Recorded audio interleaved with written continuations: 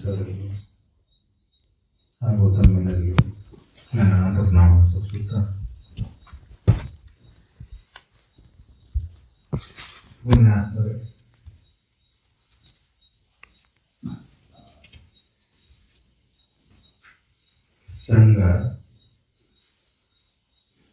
ಸಂಘದಿಂದ ದೋಷಗಳಾಗ್ತಾವು.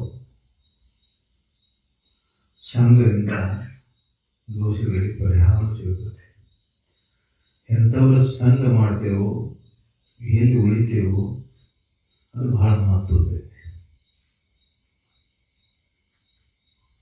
ಮನುಷ್ಯ ಶರೀರ ಬಂದ ಮೇಲೆ ವಿವೇಕವಂತ ಪ್ರಾಣಿಯಾಗಿ ವಿವೇಕಿಲ್ಲದನ್ನ ಸುಮ್ಮನೆ ಎಂತೆಂಥ ಸಂಘದೊಳಗೆ ಕಾಲ ಕಳೆದ್ಬಿಟ್ಟಿವಿ ಅಂದ್ರೆ ಗೊತ್ತಾಗದಂಗೆ ದುಷ್ಕೃತ್ಯಗಳು ನಡ್ಕೊಂತ ಹೋಗ್ಬಿಟ್ಟಿರ್ತಾವ. ವಿಷಯಾದಿಗಳ ಮೇಲಿನ ಮೋಹ ಕಲಿತು ಬಂದಿದ್ದೀವಿ. ಮೊದಲು ಗೊತ್ತಿರಲಿಲ್ಲ. ಸಂಸ್ಕಾರ ನೋಡಿ ಕೇಳಿ ಮುಟ್ಟಿ ಈ ಪಂಚೇಂದ್ರಿಯಗಳದಾವಲ್ಲ, ಇದರ ಮೂಲಕ ಅಂತಃಕರಣ ಸಂಸ್ಕಾರ ಮಾಡ್ತದೆ. ಅಂತಃಕರಣ ಸೂಕ್ಷ್ಮ ಇದ್ದು ಸುರೇಖ ಅದು ರೂಪುಗೊಳ್ಳೋದು ಹೆಂಗಪ್ಪ? ಶಬ್ದ, ಸ್ಪರ್ಶ, ರೂಪ, ರಸ, ಗಂಧಾದಿಗಳಲ್ಲಿ ಆಸೆ ಬಯಕೆ ಹುಟ್ಟಬೇಕಂದ್ರೆ ಸಂಸ್ಕಾರಗಳಿಂದ ಹುಟ್ಟಬೇಕು. ಆ ಸಂಸ್ಕಾರ ನಮಗೆ ಸಂಘದಿಂದ ಸಿಗ್ತದೆ. ಯಾವ ಸಂಘದೊಳಗಿರ್ತಿ ಅಂತ ಸಂಸ್ಕಾರ ಬೀಳ್ತದೆ. ಆ ರೀತಿ ಅಂತಃಕರಣ ರೂಪುಗೊಳ್ತದೆ. ಅಂತಃಕರಣ ಸೂಕ್ಷ್ಮ ಇದ್ರೂ ಸದೇಕ, ಹೊರಗೆ ನಡೀತಕ್ಕಂಥ ಕರ್ಮಗಳ ಜಡ ಇದ್ರೂ ಸದೇಕ ಅಂತಃಕರಣವನ್ನು ರೂಪುಗೊಳಿಸ್ತಾವು. ಅದಕ್ಕೆ ಬಹಿರಂಗದ ಆಚರಣೆಗಳು ಪರಿಶುದ್ಧವಾಗಿರಬೇಕು. ಕಾಯ, ವಾಚ, ಮನಸ ಕೃತಿ ಒಳಗೆ ಪರಿಶುದ್ಧ ಆಗಬೇಕಂದ್ರೆ ಮನುಷ್ಯನಿಂದ ಪರಿಶುದ್ಧ ಹಾಕೊಂಡು ಹೋಗ್ಬೇಕು. ಆದ್ರೆ ಈ ಮನಸ್ಸು ರೂಪುಗೊಳ್ಳೋದು ಹೆಂಗ? ಸಂಕಲ್ಪ ಕಲ್ಪಗಳು ಹೆಂಗಿರ್ತಾವ, ಆಶಯ ಬಯಕೆಗಳು ಹೆಂಗ್ ಹುಡ್ತಾವು? ಹೆಂಗ್ ಹುಡ್ತಾವಂದ್ರೆ ಕೇಳಿ ನೋಡಿ ಈ ಜಗತ್ತಿನ ವಿಷಯಗಳ ಮೇಲೆ ಮೋಹ ಬೆಳಕೋತ ಹೋಗುತ್ತೆ. ನಿಮಗೆ ಯಾವ್ದನ್ನ ಕೇಳತಿ, ಎದನ್ನ ನೋಡತಿ, ಎದರ ಬಗ್ಗೆ ಜಗತ್ತಿನೊಳಗೆ ಜ್ಞಾನ ಬೆಳತತಿ, ಅದರ ಮೇಲೆ ಆಶೆ ಹುಡ್ತತಿ.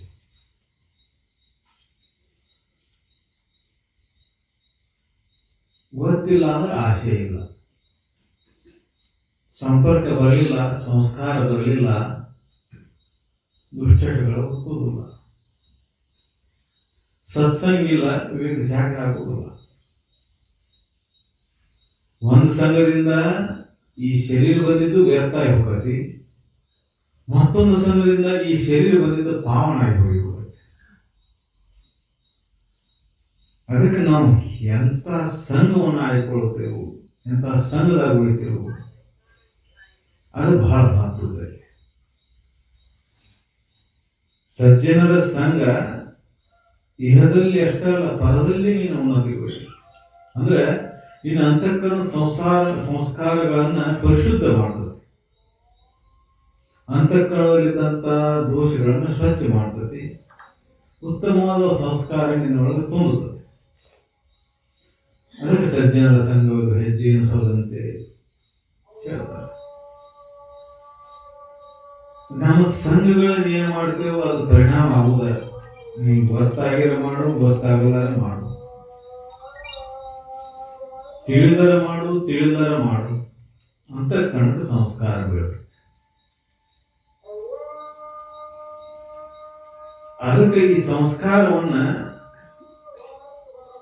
ನಮ್ಮ ಪೂರ್ವಜರು ಜೀವನದೊಳಗೆ ನೀತಿ ಕ್ರಮವಾಗಿ ಇಟ್ಟುಬಿಟ್ರು. ನೀತಿ ಪಾಠಗಳನ್ನ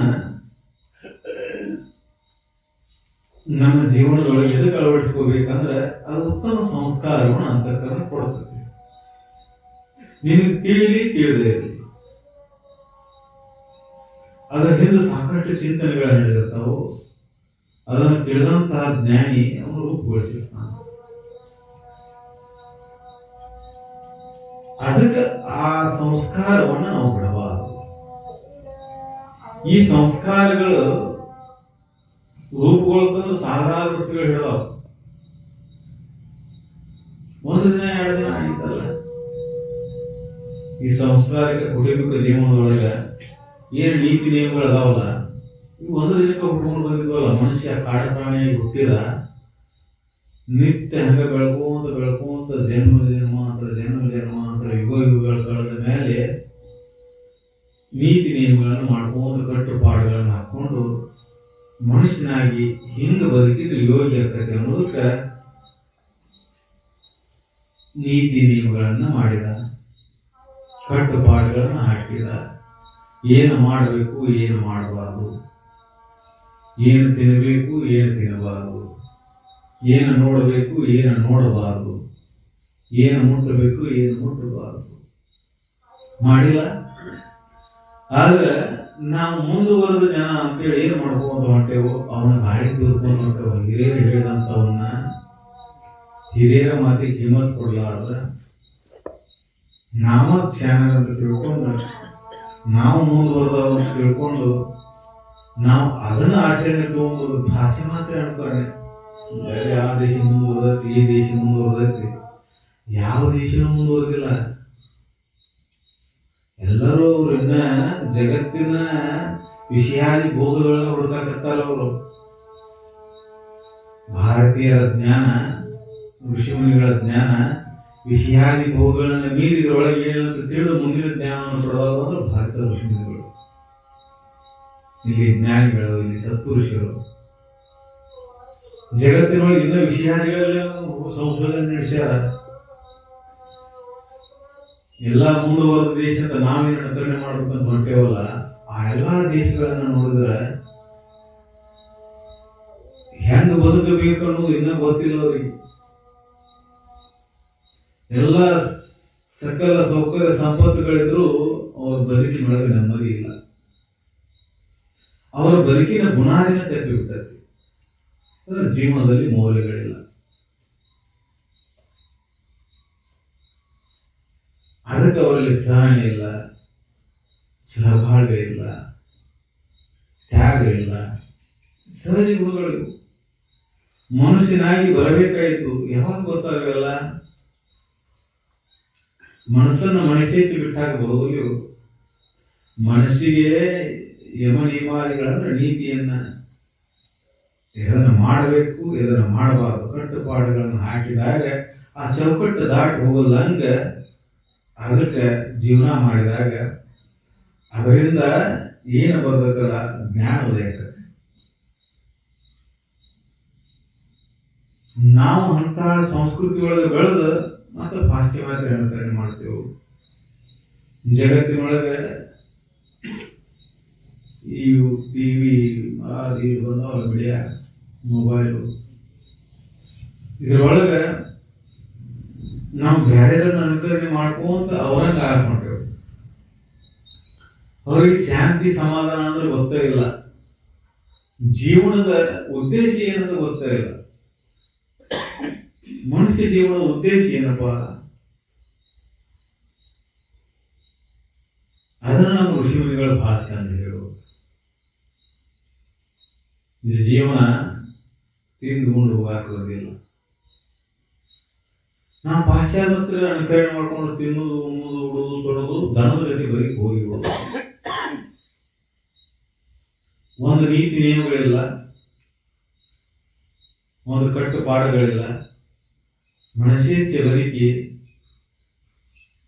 ದುಃಖಿ ಆಗಿ ಬಳಲ್ಕೊಂಡ, ಶಾಂತಿಯನ್ನು ಕಳ್ಕೊಂಡ, ನೆಮ್ಮದಿಯನ್ನು ಕಳ್ಕೊಂಡ, ಎಲ್ಲ ಇದ್ರೂ ಭಿಕಾರಿ ಆಗಿಬಿಡುದು. ಸುಮ್ಮನೆ ವಿಚಾರ ಮಾಡಿ ನೋಡಿ, ನಿಮ್ಮ ಜೀವನದೊಳಗೆ ಶಾಂತಿ ಒಂದಿಲ್ಲದ ಎಲ್ಲ ಇತ್ತಂದ್ರೆ ಆ ಜೀವನ ಹೆಂಗಾಗಿರ್ತದೆ. ನಮ್ಮ ಭಾರತೀಯ ಜೀವನ ಪದ್ಧತಿಯೊಳಗೆ ಶಾಂತಿ ಅನ್ನೋದು ಇನ್ನೂ ಉಳಿದ ಸ್ವಲ್ಪ. ಯಾಕಂದ್ರೆ ನಮ್ಮ ಹಿರಿಯರು ಹಾಕಿಕೊಟ್ಟಂತ ನೀತಿ ನಿಯಮಗಳನ್ನ ಇನ್ನ ಸ್ವಲ್ಪ ಪಾಲನೆ ಉಳಿದಾವ, ಕೆಟ್ಕೊಂತ ಹೊಟ್ಟೆವು, ಆದ್ರೆ ಸ್ವಲ್ಪ ಪಾಲನೆ ಅದಾವ. ಸ್ವಾರ್ಥಕ್ಕಾಗಿ ಮನುಷ್ಯ ಇದೆಲ್ಲವೂ ದುರುಪಯೋಗ ಮಾಡ್ಕೊಂಡು ಹೋಗ್ತಾನೆ. ತ್ಯಾಗ ಅನ್ನೋದಿಲ್ಲ. ಮನೆಗಾಗಿ ತ್ಯಾಗ ಮಾಡಬೇಕು, ಊರಿಗಾಗಿ ತ್ಯಾಗ ಮಾಡಬೇಕು, ದೇಶಕ್ಕಾಗಿ ತ್ಯಾಗ ಮಾಡಬೇಕು. ಅದು ಮನುಷ್ಯ ಜನ್ಮದ ಶ್ರೇಷ್ಠತೆ. ಸಹನೆ ಅನ್ನೋದಿಲ್ಲ. ಯಾಕಿಲ್ಲ ಇವೆಲ್ಲ ನಮ್ಮಲ್ಲಿ ಯಾಕೆ ಬಂದಿಲ್ಲ ಅಂದ್ರೆ ನಾವು ಅದರ ಜೀವನದ ಕಟ್ಟುಪಾಡುಗಳು ಚೌಕಟ್ಟುಗಳು ಅಂತ ಹೇಳ್ಕೊಂಡು ಅವನ್ನ ಬಿಟ್ಟು ಯಥೇಚ್ಛವಾಗಿ ಹೆಂಗ ಬೇಕು ಹಂಗೆ ಬದುಕುವಂತ ಹೊಂಟು ಬಿಟ್ಟೆವು. ಇದು ಸಮಾಧಾನವನ್ನು ಕೆಡಿಸುವಂತ ಹೋಗ್ತದೆ. ನಾವು ಇದರಿಂದ ಆನಂದ ಆಗ್ತದೆ, ಇದರಿಂದ ಸುಖಿ ಆಗ್ತೇವೆ ಅಂತ ನಾವು ತಿಳ್ಕೊಂಡೆವು. ಏನೈತಿ ಮನಸ್ಸಿನಾಗ ಬಂದಿದ್ದು ಉಂಡು ಬಿಡೋದು, ಒಟ್ಟು ಬಿಡೋದು, ತೊಟ್ಟು ಬಿಡೋದು, ನೋಡಿ ಬಿಡೋದು, ಮುಂದೇನು ಪ್ರಶ್ನೆ ಹುಡುಕುತ್ತೆ. ಇವೆಲ್ಲನೂ ಮಾಡಿದ್ರು ಸದ್ಯಕ್ಕೆ ಸಮಾಧಾನ ಹುಟ್ಟುವುದು. ಅದಕ್ಕೆ ಜೀವನದೊಳಗೆ ಸ್ವಲ್ಪ ಎಚ್ಚರಗೊಳ್ಳಬೇಕಾಗ್ತದೆ. ಎಚ್ಚರಗೊಂಡು ವಿಚಾರ ಮಾಡಿ ನೋಡಿದಾಗ ಸತ್ಯ ಏನನ್ನೋದು ಗೊತ್ತಾಗುತ್ತೆ. ನಾವು ಇನ್ನೊಬ್ಬರನ್ನ ಅನುಕರಣೆ ಮಾಡ್ಕೊಂತ ಹಂಗೆ ಹೋದ್ವಿ ಅಂದ್ರೆ ಹಂಗ ಆಗ್ತೈತೆ ಜೀವನ. ಪಾಶ್ಚಿಮಾತ್ಯರಲ್ಲಿ ಸಮಾಧಾನ ಇಲ್ಲ, ಶಾಂತಿ ಇಲ್ಲ. ನಿಮ್ಮ ಜೀವನದೊಳಗೆ ನೋಡ್ರಿ, ಇಲ್ಲಿ ಸುತ್ತಮುತ್ತಲ ನೋಡ್ರಿ, ಯಾರು ಅನೀತಿ ಅಧರ್ಮ ಮಾರ್ಗದಿಂದ ಏನು ಪಡೆದಿರ್ತಾರಲ್ಲ ಅವರು ಸುಖಿ ಆಗ್ಯಾರ ನೋಡ್ರಿ. ಅಷ್ಟಕ್ಷರಗಳು ಬಂದಿರಬಹುದು, ಸಮಾಧಾನ ಇರೋದು, ಕೈಗೊಂದು ಕಾಲಿಗೊಂದು ಆಳೆ ಇರಬಹುದು, ಭೋಗಕ್ಕಾಗಿ ಎಲ್ಲ ವಿಷಯ ವಸ್ತುಗಳಿರ್ಬೋದು. ಅಂತ ಕಣದೊಳಗೆ ಹಳಹಳೆ ಅನ್ನೋದು ತೆತ್ತಿರುವುದಿಲ್ಲ, ದುಃಖ ಅನ್ನೋದು ತೆತ್ತಿರುವುದಿಲ್ಲ, ಸಮಾಧಾನ ಅನ್ನೋದು ಇರುವುದಿಲ್ಲ. ಅದು ಪ್ರವೃತ್ತಿ ಆಗಿಬಿಟ್ಟಿರುತ್ತೆ. ಇನ್ನಷ್ಟು ಇನ್ನಷ್ಟು ಇನ್ನಷ್ಟು ಇನ್ನಷ್ಟು ಅನ್ನುವಂಥ ಪ್ರವೃತ್ತಿ ಒಳಗೆ ಬೆಳೆದು ಬಿಡುತ್ತೆ ಅಂದ್ರೆ ಒಮ್ಮೆ ಸಮಾಧಾನ ಹೋಗಿಬಿಡ್ತದೆ. ಏನು ಸಿಕ್ಕರೂ ಸಮಾಧಾನ ಇಲ್ಲ ಇಲ್ಲ. ಮನುಷ್ಯನ ಚಂಚಲ ವೃತ್ತಿ ಸಹಜ ಆಗಿಬಿಡ್ತದೆ, ಸಮಾಧಾನವನ್ನು ಕಳ್ಕೊಂಡ್ಬಿಡ್ತದೆ. ಸಹಜ ವೃತ್ತಿ ಸಮಾಧಾನ ಆಗುತ್ತೆ, ಸಹಜ ವೃತ್ತಿ ಶಾಂತ ಆಗುತ್ತೆ. ಯಾವಾಗ ಸಾಧ್ಯ ಇದು? ಯಾವಾಗ ಅಂದ್ರೆ ಈ ಜಗತ್ತನ್ನ ನಾವು ನೋಡುವಂತ ಒಂದು ದೃಷ್ಟಿಕೋನ, ವಿಚಾರದ ತಳಹದಿ ಮೇಲೆ ಬದಲಾವಣೆ ಆಗುತ್ತೆ. ನಾವು ಕೆಲವೊಂದು ಕಟ್ಟುಪಾಡುಗಳು ಬಿದ್ದಿರ್ತೀವಿ, ಅವು ದಾರಿ ತಪ್ಪಿಸ್ತಾವ. ಸಂಸ್ಕಾರ ಬಲದಿಂದ ಅಂಥದ್ದು ರೂಢಿಯಾಗಿರ್ತದೆ. ಸಂಸ್ಕಾರ ಬಲದಿಂದ ರೂಢಿಯಾಗಿರ್ತದೆ. ಹೀನ ಸಂಸ್ಕಾರ ಬಲದಿಂದ ಅದು ಅಧರ್ಮದ ಮಾರ್ಗವನ್ನು ನಡೆಯತಸ್ತತಿ, ಅನೀತಿ ಮಾರ್ಗವನ್ನು ನಡೆಯತಸ್ತತಿ. ಅದು ಎದಕ್ಕಾಗಿರ್ತದೆ ಅಂದ್ರೆ ಸಂಘ ಬಲದಿಂದ ಅಂತ ಸಂಸ್ಕಾರಗಳು ಗಟ್ಟಿಯಾಗಿರ್ತಾವೆ.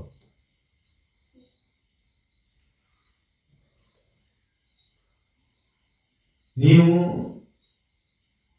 ವಿಚಾರವಂತರಾಗದನ್ನ ಹಂಗ ಹಿಂದಿನ ಹಂತ ಹೇಳಿದಂತ ಋಷಿ ಮುನಿಗಳ ಪದ್ಧತಿ ಮಾಡ್ತೀವಿ, ನಮ್ಮ ಮನ್ಯಾಗ ಅದನ್ನು ಮಾಡ್ತಿದ್ರಿ, ಇದನ್ನು ಮಾಡ್ತಿದ್ರಿ, ಹಿಂದಿನ ಆಚರಣೆಗಳನ್ನ ಅಷ್ಟ ಮಾಡಿದ್ರಿ, ವಿಚಾರಗಳನ್ನ ಮರೆತು ಬಿಟ್ರಿ. ಹಿಂದಿನವರು ಹೆಂಗ ಬದುಕಿರೋಂಥ ವಿಚಾರಗಳಿಲ್ಲ, ಅವರು ಮಾಡಿದಂಥ ತ್ಯಾಗಗಳ ನೆನಪಿಲ್ಲ. ಅದಕ್ಕೆ ಏನಾಗೈತಿ, ನಾವು ಆಚರಣೆ ಅಂತೇಳಿ ಆಚರಣೆ ತೋರಿಕೆ ಅಷ್ಟೇ ಮಾಡೋದು. ಉದಾಹರಣೆಗೆ ಹೇಳ್ಬೇಕಂದ್ರೆ ಸಾಕಷ್ಟು ಎಲ್ಲ ನಮ್ಮ ಹಬ್ಬ ಆಚರಣೆಗಳು ಏನದಾವಲ್ಲ, ಬರೀ ಆಚರಣೆಗೆ ಅಷ್ಟೇ ಸೀಮಿತ ಆಗ್ಯಾವ. ಕಾಮದಾನ ಮಾಡ್ತೀವಿ, ಮನೆ ಆಗ್ತದೆ, ದೇವಿ ಪುರಾಣ ಓದಿದ್ರಿ, 9 ದಿನ, 9 ದಿನದೊಳಗೆ ಮಂತ್ರದೊಳಗೆ ಎಷ್ಟು ಸಂಶೋಧನೆ ಮಾಡಿದ್ರಿ. ಹೊರಗಿಂದಲ್ಲ, ನಿಮ್ಮ ಬಗ್ಗೆನೇ ಐತಿ, ನಿಮ್ಮ ಒಳಗಿಂದ ಐತಿ. ಅದ್ರ ಗೂಢಾರ್ಥವನ್ನು ನೋಡ್ರಿ, ವಾಚಾರ್ಥವನ್ನು ನೋಡ್ಕೊಂಡು ನೀವು ಹೊರಗೆ ಆಕಾರ ರೂಪ ನೋಡ್ಕೊಂಡು ದೇವಿ ಆಕಾರಕ್ಕೆ ರೂಪಕ್ಕೆ ಹಚ್ಚಿರಿ, ಲಕ್ಷ್ಯಾರ್ಥವನ್ನು ಹಿಡ್ಕೊಂಡು ಹೋಗ್ರಿ. ನಿಮ್ಮ ಅಂತರಂಗದಂತ ಕೊಳೆಯನ್ನು ಎಷ್ಟು ಸರ್ವನಾಶ ಮಾಡಿದ್ರಿಪ್ಪ ನೀವು. ದೇವಿ ಅಂದ್ರೆ ದುಷ್ಟರನ್ನು ಶಿಕ್ಷಕಿ, ಶಿಷ್ಟರ ರಕ್ಷಕಿ. ಎಲ್ಲವನ್ನು ಸ್ವಚ್ಛ ಮಾಡಿ ದುಷ್ಟರ ಕೂಟವನ್ನು ಸಿಡಿಬಡೋದು, ಸಜ್ಜನರಿಗೆ ಸಹಕಾರಿ ಆಯ್ತು ಅಂತ ಕತೆ ಹೇಳ್ತೀರಿ, ಪುರಾಣ ಓದ್ತೀರಿ. ಆದ್ರೆ ನಿಮ್ಮೊಳಗಿದ್ದಂಥ ದುಷ್ಟತನವನ್ನು ಎಷ್ಟು ಬಿಟ್ರಿ? ಒಂದರ ಕಳ್ಕೊಂಡ್ರೆ, ಒಂದರ ಚಟ ಬಿಟ್ರು, ಒಂದರ ಇನ್ನೊಂದ್ರ ಕೆಟ್ಟ ವಿಚಾರ ಬಿಟ್ರು, ಕೆಟ್ಟ ಆಚರಣೆ ಬಿಟ್ರು, ಏನು ಬಿಟ್ರಿಪ್ಪ? ಮತ್ತ ಎಂದಿನಂತೆ ಕಾಮ, ಎಂದಿನಂತೆ ಕ್ರೋಧ, ಎಂದಿನಂತೆ ಮೋಹ ಮತ್ಸರ, ಎಂದಿನಂತೆ ಬಡದಾಟ, ಎಂದಿನಂತೆ ಚಿಂತೆ. ಎಷ್ಟು ದೇವಿ ಪುರಾಣ ಎಷ್ಟು ವರ್ಷ ಓದಿದ್ರೆ ಏನಾಗೋದು? ಸಾಯಿ ಮಠ ಓದನಿ 9 ದಿನ ಅಷ್ಟಲ್ಲ, ಸಾಯಿ ಮಠ ಓದನಿ. ಬದಲಾವಣೆ ಆಗಲಿಲ್ಲ ಅಂದ್ರೆ, ಅಂತಃಕರಣದ ವಿಚಾರ ಹುಟ್ಟಲಿಲ್ಲ ಅಂದ್ರೆ, ನಮ್ಮ ದೋಷಗಳನ್ನು ನಾವು ಸರಿಪಡಿಸ್ಕೊಳ್ಳಿಲ್ಲ ಅಂದ್ರೆ ಹಾನಿ ಯಾರಿಗೆ? ಹಾನಿ ನಮಗ. ಯಾಕಂದ್ರೆ ಎಂಥ ಮಾಡುವ ಜನ್ಮ ಇದು, ಎಂಥ ವಿಚಾರ ತತ್ವಗಳವು. ಅವನ್ನೆಲ್ಲ ಕೇಳಿ ಓದಿ ಮತ್ತೆ ಎಂದಿನಂತೆ ಈ ದೋಷಗಳು ಹೋದಾಗ ಎದಕ್ಕಾಗಿದೆ ಎಲ್ಲ ಮಾಡೋದು? ದಾಂಭಿಕ ಅನಿಸೋದಲ್ಲ. ಅರ್ಥ ಆ ಆಚರಣೆಯಿಂದ ಏನಾಗಬೇಕಾಗಿತ್ತು? ಅಂತಃಕರಣದೊಳಗೆ ಬದಲಾವಣೆ ಆಗಬೇಕಾಗಿತ್ತು. ಅದನ್ನೆಲ್ಲ ನೀವು ಮಾಡಿದ್ರೆ ಎಲ್ಲ ಡಾಂಬರಾಟ. ಅದನ್ನೆಲ್ಲ ಏನು ಮಾಡಿದ್ರು ಡಾಂಬರಾಟ.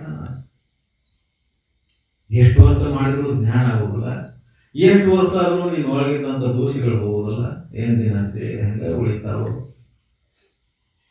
ಅಂತಃಕರಣ ಶಾಂತ ಆಗೋದಿಲ್ಲ, ಸಮಾಧಾನ ಅಂತಃಕರಣ ಹುಟ್ಟುವುದಿಲ್ಲ, ನೆಮ್ಮದಿ ಜೀವನ ಬರುವುದಿಲ್ಲ. ರಾಗ ದ್ವೇಷಾದಿಗಳು ಹುಟ್ಟುತ್ತಾವು, ಕಾಮ ಕ್ರೋಧಾದಿಗಳು ಬರ್ತಾವು, ಮದ ಮತ್ಸರಾದಿಗಳು ಹಿಂದಗಟ್ಟೆ ಹಾಕೊಂಡು ಹೋಗ್ತಾವು. ಇವೆಲ್ಲ ನಾಶ ಆಗ್ಬೇಕಾಗಿತ್ತಲ್ಲ. ಈ ಪುರಾಣ ಪುಣ್ಯಕಥೆಗಳು ಇರುವುದಕ್ಕೆ ಇದಕ್ಕಾಗಿ 9 ದಿನ ಹೋಳಿಗೆ ಉಣ್ಣಕ್ಕಲ್ಲ. ಎದಕ್ಕಾಗಿ ಇವೆಲ್ಲ? ಅಂತಃಕರಣ ಸ್ವಚ್ಛ ಮಾಡ್ಕೊಳಕ. ನಾವು ಹೊರಗಿನ ಆಚರಣೆಗಳನ್ನು ಅತಿ ದೇವಿಗಿದೆ ಮಡಿಲೇನ ಹಿಡಿಬೇಕು, ಜಳಕ ಮಾಡಿ ಕುಂದಿರ್ಬೇಕು, ತುಪ್ಪ ದೀಪಾನ ಹಚ್ಬೇಕು. ಇದನ್ನೆಲ್ಲ ಹೊರಗಿಂದೆಲ್ಲ ಮಾಡಿದ್ವಿ ಸರಿ, ಒಳಗಿಂದ ಏನು ಮಾಡಿದ್ವಿ? ಎಲ್ಲ ಹೊರಗೆ ಸಿಂಗಾರ ಆಯ್ತು, ಒಳಗೆ ಏನಾಯ್ತು? ಒಳಗ ಎಂದಿನಂತೆ ಕಾಮ ಕ್ರೋಧ ದಗದಗದಗದ ಕೂಡಿತಾವ. ಹಂಗ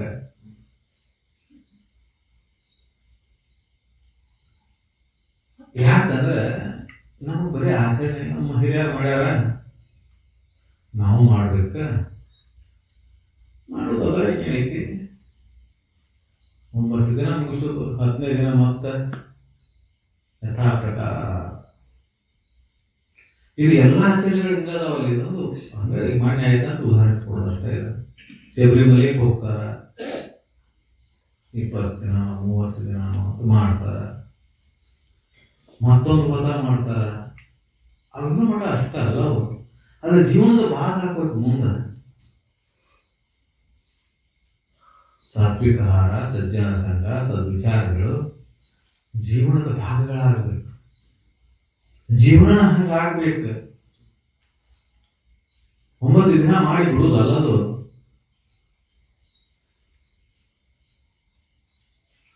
ಯಾವಾಗ ನಮ್ಮ ಅಂತಃಕರಣದೊಳಗೆ ಹಿಂಗೆ ಬದಲಾವಣೆ ಆಗ್ತೈತಿ, ಆವಾಗ ಶಾಂತಿ ಲಭಿಸ್ತೈತಿ. ಅದಕ್ಕೆ ಸಂಘ ಬಹಳ ಮುಖ್ಯ ಐತಿ, ಸಂಸ್ಕಾರ ಬಹಳ ಮುಖ್ಯ ಐತಿ. ನಾವು ಬುದ್ಧಿಗೆ ಬಹಳ ಮಹತ್ವ ಕೊಡ್ತೇವೆ. ಆ ಬುದ್ಧಿ ಸ್ವಲ್ಪ ಸಂಸ್ಕಾರ ಬರದಿಂದ ಸ್ವಲ್ಪ ದುರ್ಬಲಾಗಿ ದುರ್ಬುದ್ಧಿ ತುಂಬ್ಕೊಂಡ್ಬಿಟ್ಟಿತ್ತಂದ್ರೆ ಸತ್ಯದ ವಿಚಾರವನ್ನು ಮರೆಮಾಸ್ತದೆ. ಹಂಗೆ ಹೇಳ್ತಿರ್ತಾರೆ ಆಟಗಳು. ಈ ಉಪನಿಷತ್ತು ಹೇಳ್ತಾವ, ಹಂಗೆ ಬದುಕಿರ್ತೈತ್ರಿ. ಈಗ ಸುಳ್ಳು ಹೇಳೋದು ಹಾಟ್ ಇಲ್ಲ, ಸುಳ್ಳು ಹೇಳಬೇಕು. ಇನ್ನೊಬ್ರಿಗೆ ಮೋಸ ಮಾಡೋದು ಜೀವನ ಹೆಂಗೆ ಮಾಡಾಕ್ತೈತಿ? ಅರ್ಥಾತ್ ಏನಪ್ಪಾ ಅಂದ್ರೆ ನಮ್ಗೆ ಈ ಸಂಸ್ಕಾರ ಬಹಳ ಇರ್ತೈತಿ. ಏನು ತಿಳಿದ ಮೂಢನಾಗಿರೋದು ಬಹಳ ಚಲೋ ಇರ್ತದೆ. ಈ ದೇವಿ ಪುರಾಣ ಓದಲ್ಲ, ಅಥವಾ ಶಬರಿಮಲೆಗೆ ಹೋಗಿ ಏನಂತ ಮಾಲೆ ಹಾಕೊಂಡು 20-30 ದಿನ ಇದನ್ನು ಮಾಡಲ್ಲ, ಅದೆಲ್ಲ ಭಾಳ ಚಲೋ. ಇದೆಲ್ಲ ನೋಡಿ ಕೇಳಿ ತಿಳಿದು ಓದಿ ಮತ್ತ ಅದನ್ನ ಮಾಡ್ತಾನಂದ್ರೆ ಈ ಸಂಸಾರದ ಮಾಯೆ ವಿಷಯಾದಿಗಳ ಮೇಲೆ ಮೋಹ ದೇವ್ರನ್ನೂ ಬಿಟ್ಟಿಲ್ಲ. ನಾವು ಎದಕ್ಕೆ ಉಪಯೋಗಿಸ್ಕೊತೇವ? ಮತ್ತೆ ಇದಕ್ಕೆ ಉಪಯೋಗಿಸ್ಕೊತೇವೆ. ಅದಕ್ಕೆ ಹೀಗಾದ್ರೆ ಅಂತಃಕರಣ ಸ್ವಚ್ಛ ಆಗೋದಿಲ್ಲ, ಕಪಟ ಬುದ್ಧಿ ಹೋಗುವುದಿಲ್ಲ, ಶಾಂತಿ ಲಭಿಸುವುದಿಲ್ಲ. ಮತ್ತೆ ಇದರಿಂದ ಯಾರೇ ಕೇಳಿಲ್ಲ, ಕೇಳಿರೋದು ಮೊದಲಿಗೆ ನಿನಗೆ ಯಾರ ದಾರಿ ತಪ್ಪಿರಲ್ಲ ಅವ್ರಿಗೆ ಮೊದಲಿಗೆ ಕೇಳಿಸ್ತದೆ. ಜಗತ್ತಿಗೆ ಗೊತ್ತಾಗೋದಿಲ್ಲ ಅಂತ ನೀನು ಕೇಳಿದಿರಬೇಕು. ನೀನು ಅಂತಃಕರಣದೊಳಗೆ ದೋಷ ಇತ್ತಂದ್ರೆ ಮೊದಲು ಹಾಳಾಗೋದು ನೀನು. ಇದು ಒಳಗೆ ಬೆಂಕಿ ಕಟ್ಕೊಂಡಂತೆ ಅದು ಸುಡ್ತದೆ. ಮೊದಲು ನಿನ್ನ ಸುಟ್ಟು ನೀನು ಪ್ರಜ್ವಲಾಗಿ ಮತ್ತು ಸುತ್ತಿದ್ರೆ ಸುತ್ತದ. ಅರ್ಥಾತ್ ಒಳಗೆ ಕಾಮ, ಕ್ರೋಧ, ಲೋಭ, ಮೋಹ, ಮದ, ಮತ್ಸರ ಇರ್ತಾವಲ್ಲ, ನಿನ್ನ ಒಳಗಿನ ನೆಮ್ಮದಿನ ಹಾಳು ಮಾಡೋದಷ್ಟ ಅಲ್ಲ, ನಿನ್ನ ಸುತ್ತಮುತ್ತಲು ಎಲ್ಲ ನೆಮ್ಮದಿ ಹಾಳು ಮಾಡ್ತದೆ. ಸಂಸಾರದೊಳಗೆ ನೆಮ್ಮದಿ ಇಲ್ಲ, ಹೋಗಿಬಿಡ್ತದೆ. ಏನಿದ್ರೆ ಏನು, ಬಹಳ ವಿದ್ಯಾವಂತ, ಬಹಳ ಬುದ್ಧಿವಂತ, ಬಹಳ ಶ್ರೀಮಂತ, ಬಹಳ ಪದವಿಯನ್ನು ಪಡೆದವ, ಆದ್ರೆ ಏನು ಶಾಂತಿ ಇಲ್ಲ.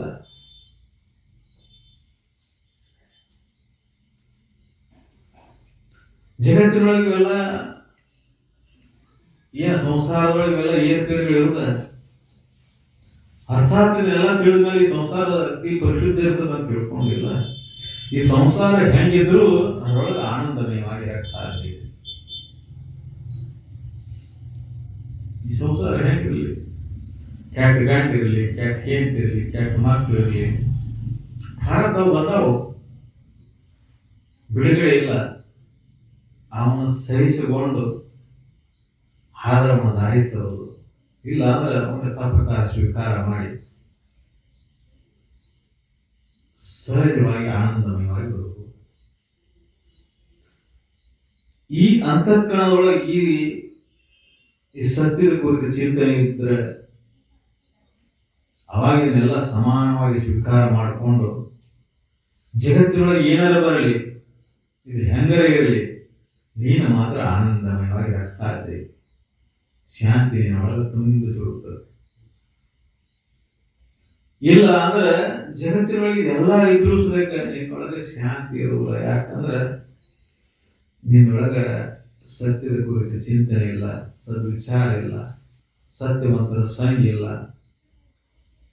ಕಾಮ ಬೆಳ್ಕೊಂತ ಹೋಗ್ತತಿ, ಅದರಿಂದ ಕ್ರೋಧ ಹುಟ್ಕೊಂತತಿ, ಮೋಹ ಬೆಳಿತೈತಿ, ಅದರಿಂದ ಮತ್ಸರ ಹುಟ್ಟತತಿ. ಈ ದುರ್ಗುಣಗಳ ಅಂತಃಕರಣದ ನೆಮ್ಮದಿಯನ್ನು ಹಾಳು ಮಾಡಿಬಿಡ್ತಾವ. ವಿಜಯ ಇದ್ರ ಮೇಲೆ ವಿಜಯ ಸಾಧಿಸಬೇಕಾಯ್ತು. 9 ದಿನ ಅಲ್ಲ, ಇದು ಸತತ ನಡೀಬೇಕಾಯಿತು. ಪ್ರತಿನಿತ್ಯ ನಮ್ಮ ಕರ್ಮಗಳಲ್ಲಿ ವಿವೇಕವಂತರಾಗಿ ಜ್ಞಾನದ ಕಣ್ಣು ತೆಗೆದು ಇದನ್ನು ನೋಡ್ಕೊಂತ ಹೋದಿ, ಆವಾಗ ಇದು ಗೊತ್ತಾಕತಿ. ಇದು ವಿಷಮ ಸಂಸಾರ, ಇದು ಒಂಥರ ಶುದ್ಧ ಮಾಡ್ಲಾಕ ಬಹಳ ಅಂತ. ಈ ಕಡೆ ಶುದ್ಧ ಮಾಡ್ಕೊಂಡ್ರೆ ಈ ಕಡೆ ಕೆಟ್ಟರು, ಈ ಕಡೆ ಶುದ್ಧ ಮಾಡ್ಕೊಂಡ್ರೆ ಈ ಕಡೆ ಕೆಟ್ಟರು. ವಿಷಮ ಸಂಸಾರ ಕಣಸಂದರಿ ಅಂತ ಹೇಳ್ತಾರ. ಇದನ್ನ ಕಣಸಂದ ತಿಳಿದು ಸಹಜವಾಗಿ ಬಿಡಬೇಕಂದ್ರೆ ಆ ಸಾಮರ್ಥ್ಯ ಬರ್ಬೇಕಲ್ಲ. ಸಾಮಾನ್ಯವಾಗಿ ಜಗತ್ತಿನೊಳಗೆ ಆ ಆತ್ಮಸ್ಥೈರ್ಯ, ಆ ಧೈರ್ಯ ನಮ್ಮ ಪೂರ್ವಜರಿಗೆ ಇದ್ದಷ್ಟು, ಋಷಿಮನಿಗೆ ಇದ್ದಷ್ಟು ನಮಗೆ 1 ಪೈಸಾನು ಉಳಿದಿಲ್ಲ.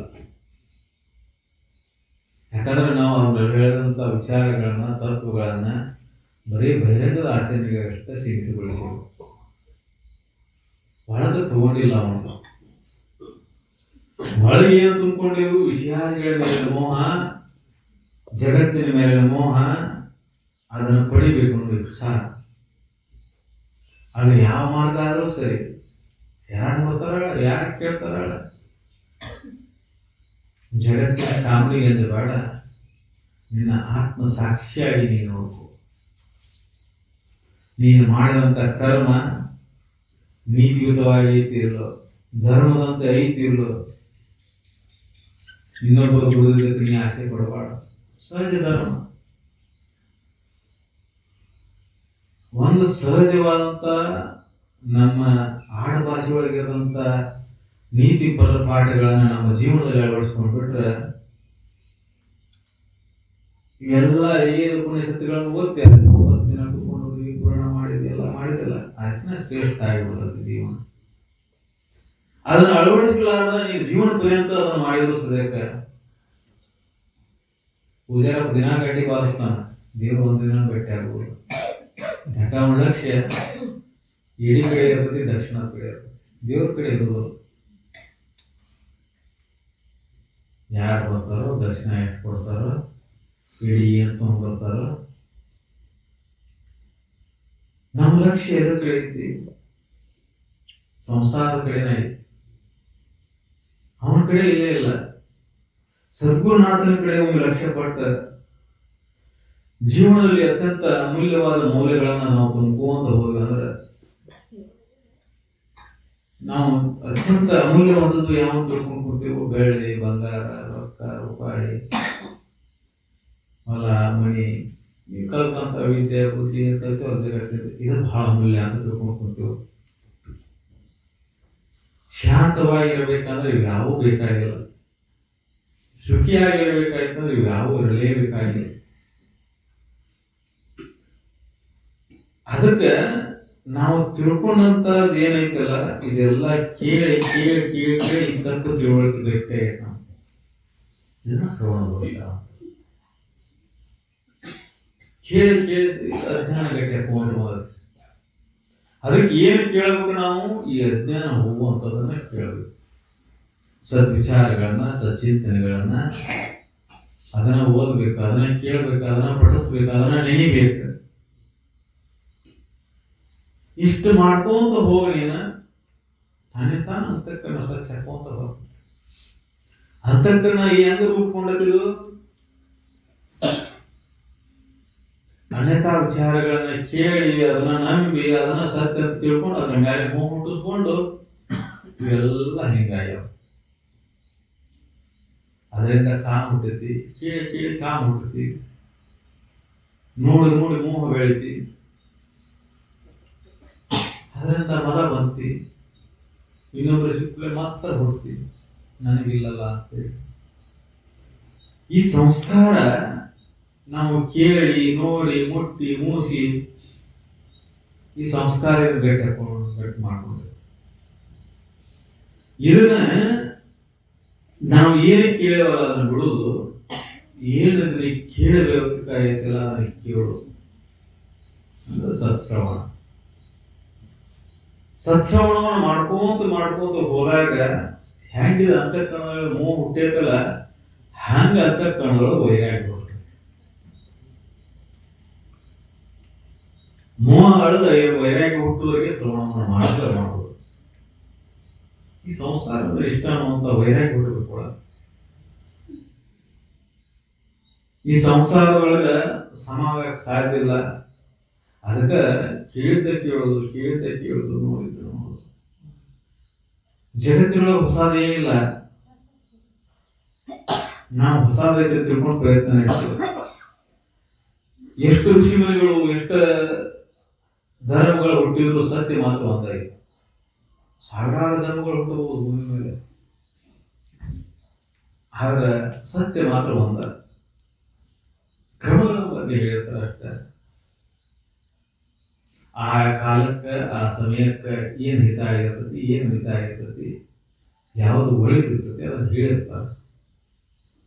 ಎಲ್ಲಾ ಕಾಲಕ್ಕೂ ಎಲ್ಲಾ ಸಮಯಕ್ಕೂ ಅದು ಅನ್ವಯಿಸ್ತದಂತಲ್ಲ.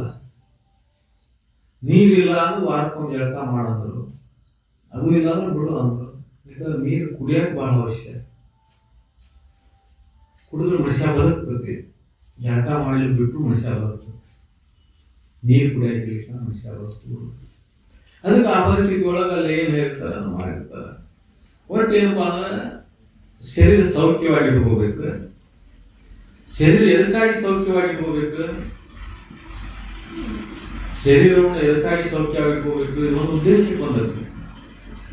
ಇದನ್ನ ಹೆಂಗಾರ ಬಳಸಿ ಹಾಳು ಮಾಡ್ಕೊಂಡ್ಬಿಡುದಲ್ಲ. ಏನು ತಿನ್ನಬೇಕು, ಏನು ಬಿಡಬೇಕು, ಏನು ಕುಡಿಬೇಕು, ಏನು ಕುಡಿಬಾರ್ದು, ಅದಕ್ಕೆ ಬಹಳ ವಿಚಾರ ಮಾಡಿ ಹಾಕಬೇಕು ಶರೀರ. ಯಾಕಂದ್ರೆ ಇದು ಬಂದಿದ್ದು ಸುಮ್ಮನೆ ಬಂದಿಲ್ಲ. ಪಶು ಪಕ್ಷಿ ಪ್ರಾಣಿ ಅದಾವ, ಅವು ಸುಮ್ಮನೆ ಬರ್ತಾವು, ಸುಮ್ಮನೆ ಹೋಗಿ ಬಿಡ್ತಾವ. ಎಷ್ಟು ಪಕ್ಷಿಗಳು ಹುಟ್ಟ್ಯಾವ, ಎಷ್ಟು ಪಕ್ಷಿಗಳು ಸತ್ತಾವು, ಎಷ್ಟು ಪ್ರಾಣಿಗಳು ಹುಟ್ಟ್ಯಾವ, ಎಷ್ಟು ಪ್ರಾಣಿಗಳು ಸತ್ತಾವು. ಆದ್ರೆ ಮನುಷ್ಯ ಶರೀರ ಬಂದತ್ತಲ್ಲ, ಸುಮ್ಮನೆ ಬಂದು ಸುಮ್ಮನೆ ಹೋಗಕ್ ಬಂದಿಲ್ಲ. ಸುಮ್ಮನೆ ಹೋದಂದ್ರೆ ಅದು ಪಕ್ಷಿ ಒಂದು ಹುಟ್ಟಿ ಒಂದು ಸತ್ತಿ, ಪ್ರಾಣಿ ಒಂದು ಹುಟ್ಟಿ ಒಂದು ಸತ್ತಿ, ಹಂಗಾಕತ್ತಿದ್ವು ಹಂಗಾಗ ಎಷ್ಟು ದೀಪದ ಬೆಳಕಿಗೆ ಎಷ್ಟು ಹರಾಡ್ತಾವ, ಬೀಳ್ತಾವ, ಸಾಯ್ತಾವ, ಕಾಲ ಸಿಕ್ಕ ಸಾಯ್ತಾವ, ಬೆಂಕಿ ಬಿದ್ದು ಸಾಯ್ತಾವ. ಎಂತೆಂಥ ಜೀವಿಗಳವ ಭೂಮಿ ಮೇಲೆ. ಹ್ಯಾಂಗ್ ಬಿಟ್ಟು ಹ್ಯಾಂಗ್ ಸಾಯಕ್ ಬಂದಿಲ್ಲಲ್ಲ ನೀನು. ಅದಕ್ಕೆ ಎಚ್ಚರಗಳು ಎದಕ್ಕಂದ್ರೆ ಈ ಶರೀರ ಬಂದಿದ್ದು ಒಂದು ಮಹತ್ತರವಾದ ಕಾರ್ಯಕ್ರಮ ಅದಕ್ಕೆ. ಇದು ಜನ್ಮ ಜನ್ಮಾಂತರ ಸಂಸ್ಕಾರ ಬಲದಿಂದ ಏನ್ ಅಂತರ್ಕಣದಾಗ ಉಳಿದಲ್ಲ ವಾಸನ, ಆ ವಾಸನೆಯನ್ನ ಕಳ್ಕೊಳಕ್ ಹೋಗತ್ತೆ.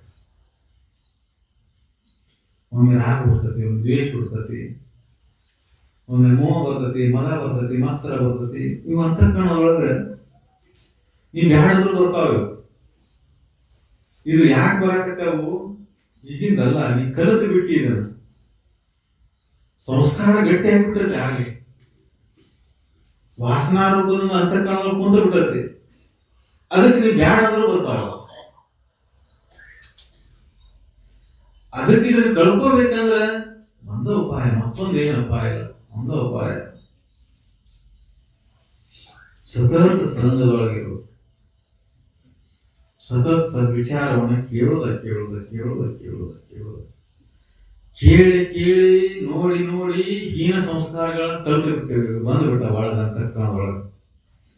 ಹಂಗ ಶ್ರವಣ ಮಾಡಿ ಮಾಡಿ ಒಳಗಿದ್ದಂತ ವಾಸನೆ ಹುರಿದು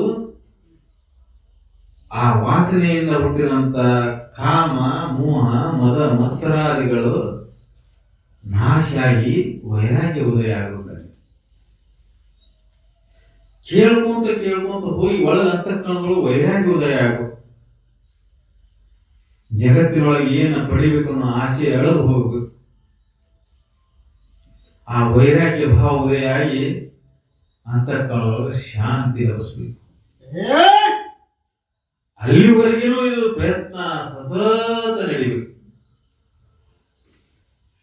ಅಲ್ಲಿವರೆಗೂ ನಾವು ಸತತ ಬಿಟ್ಟು ಬಿಡೋದು ನಡಿಬೇಕು. ಅದಕ್ಕೆ ಈ ಮನುಷ್ಯ ಶರೀರ ಶ್ರೇಷ್ಠವಾದಂತ ಶರೀರ ಸುಮ್ಮನೆ ಹೋಗಕ್ ಬಂದಿಲ್ಲ.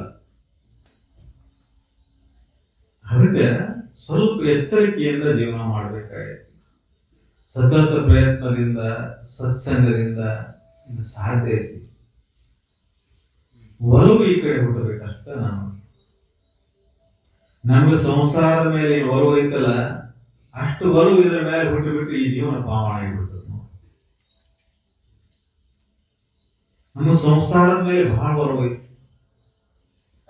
ಅದು ಏನ್ ಆಗುವಂತದ್ದಲ್ಲ. ಮತ್ತ ತೋರ ಹೇಳಿರ್ತದೆ. ನಾವು ಅದನ್ನ ಶಾಶ್ವತ ಅಂತ ತಿಳ್ಕೊಂಡ್ ಕೂತೇವು, ಅದನ್ನ ಸತ್ಯ ಅಂತ ತಿಳ್ಕೊಂಡ್ ಕೂತೇವು. ಅಸತ್ಯವನ್ನು ಸತ್ಯ ಅಂತ ತಿಳ್ಕೊಂಡ್ ಕೂತೇವಲ್ಲ, ಇದಕ್ಕ ಮಾಯೆ ಅಂತ, ಇದಕ್ಕ ಅಜ್ಞಾನ ಅಂತ. ಇದರಿಂದ ದುಃಖ ಆಗೈತಿ. ಈ ಸಂಸಾರದ ಮೇಲೆ ಮೋಹದಿಂದ ದುಃಖ ಆಗೈತಿ. ಇದರ ವಿಚಾರದಿಂದ, ವೈರಾಗ್ಯದಿಂದ ಬಿಟ್ಟು ಬಿಟ್ಟೆ ಅಂದ್ರೆ ನೀತಿ ಸುಖಿನಾಗಲಿ. ಅದಕ್ಕೆ ಸತ್ಸಂಗ, ಶ್ರವಣ ಮನನಾದಿಗಳು ಎದಕ್ಕಪ್ಪ ಅಂದ್ರೆ ಅಂತಃಕರಣದಲ್ಲಿ ವೈರಾಗ್ಯವನ್ನು ಜಾಗೃತ ಮಾಡ್ಕೋಣ. ವಿವೇಕದ ಬಲದಿಂದ ವೈರಾಗ್ಯ ಹುಟ್ಟುತ್ತೆ. ವಿವೇಕ ಹುಟ್ಟುವಂಗ ಶ್ರವಣ ಮಾಡ್ಬೇಕು. ಇವನ್ನೆಲ್ಲ ಮಾಡಬಾರ್ದು ಅಂತಲ್ಲ. ಹೊರಗಿನ ಕರ್ಮಗಳು, ಪರಿಶುದ್ಧವಾದ ಕರ್ಮಗಳನ್ನು ಮಾಡಬೇಕು. ಅದರಿಂದ ಅಲ್ಲಿ ನಿನಗೆ ಅನುಭವ ಹುಟ್ಟುತ್ತೆ. ಆ ಅನುಭವನ ವೈರಾಗ್ಯದ ದಾರಿ ಬೆಳಿತೀವಿ. ದಾನ ಧರ್ಮಾದಿಗಳು, ಸೇವಾ ಸತ್ಕರ್ಮಗಳು ಅದನ್ನ ಮಾಡ್ಕೊಂತ ಸತ್ಯದ ಚಿಂತನೆ ಮಾಡ್ಕೊಂತ ಹೋದಾಗ ಅಲ್ಲಿ ಅನುಭವ ಶುರು ಆಗ್ತದೆ. ಅದಕ್ಕೆ ಈ ನಾವು ಸತ್ಸಂಗ ಶ್ರವಣವನ್ನ ಕೇಳೋದು ಅಷ್ಟ ಮುಗೀತೆ ಅಂತ ನಾವು ತಿಳ್ಕೊಂಡ್ವಿ. ಕೇಳಿಬಿಟ್ರೆ ಆಗ್ತದೆ. ದೇವಿ ಪುರಾಣ 9 ದಿನ ಓದಿದ್ರೆ ಕೇಳಿದ್ರೆ ಮುಗಿದು ಹೋಯ್ತು. ಕೇಳಿಬಿಟ್ರೆ ಮುಗಿಲಿಲ್ಲ. ಕೇಳಿದ್ದನ್ನ ಒಳಗೆ ಇಟ್ಕೋಬೇಕು, ಆಚರಣೆ ತಗೊಂಡ್ಬರ್ಬೇಕು. ಆಚರಣೆ ಇಲ್ಲದನ ಇದು ಸಿದ್ಧಿಸುವುದಿಲ್ಲ. ಆಚರಣೆ ಇಲ್ಲದನ ಬದಲಾವಣೆ ಆಗುವುದು. ಆಚರಣೆ ಪರಿಶುದ್ಧ ಆದ ಮೇಲೆ ಬದಲಾವಣೆ. ನಾವು ಸಾಕಷ್ಟು ಸಲ ಏನ್ ಮಾಡ್ತೇವೆ, ವೈರಾಗ್ಯಗಳು ಬರ್ತಾವ. ನಾವು ಜೀವನದಲ್ಲಿ ಅಡೆತಡೆಗಳು ಬಂದಾಗ, ತೊಂದರೆ ಆದಾಗ, ಸಂಸಾರದಲ್ಲಿ ಏರಿಳಿತಗಳು ಬಂದಾಗ ಸದ್ಗುರು ನೆನಪಕ್ಕಾಣ, ದೇವ್ರ ನೆನಪಕ್ಕಾಗ ಎಲ್ಲೆಲ್ಲಿ ಬೇಡ್ಕೊಂತ ನಾವು ನೋಡಬೇಕು. ಬೇಡ್ಕೊಂಡಂತ ದೇವ್ರ ಇಲ್ಲಿ ಕಂಡ ದೇವ್ರಿಗೆ ಎಲ್ಲ ಕಡೆ ಬೇಡ್ಕೊಂತಾನ. ಸಂಸಾರ ಹೆಂಗ ಶುದ್ಧ ಆಗ್ಲಿಪ್ಪ, ಈ ತಾಪತ್ರಯಗಳ ಅಳಿಲಿ, ಮತ್ತೆ ಇದ್ರ ಮೇಲೆ ಮೋಹ ಐತಿ, ಸಂಸಾರ ಮೇಲೆ ಮೋಹ. ಇದು ಶುದ್ಧ ಆಗ್ಬೇಕಂತ. ಇದು ಶುದ್ಧ ಆಗುವಂತದ್ದಲ್ಲ. ಇದು ಶುದ್ಧ ಆದ್ರೆ ಏನಾಗೋದೈತೆ ಅನ್ನೋ ಪ್ರಶ್ನೆ ಹುಟ್ಟುವಾಗ ನೋಡಿದ ಒಳಗೆ ಈ ಸಂಸಾರದೊಳಗೆ ಇದ್ದ ಮೇಲೆ ಇದು ಶುದ್ಧ ಆಗೈತೆ ಯಾವಾಗಾದ್ರೂ ವಿಚಾರ ಮಾಡಿ. ಯಾವ್ದಾರ ಸಂಸಾರ ಶುದ್ಧ ಆಗೈತೆ ಅಂತ ವಿಚಾರ ಮಾಡಿ. ರಾಮನ ಸಂಸಾರನೂ ಶುದ್ಧ ಇರಲಿಲ್ಲ. ಸಂಸಾರ ಅನ್ನೋದು ವಿಷಮ ಇದು.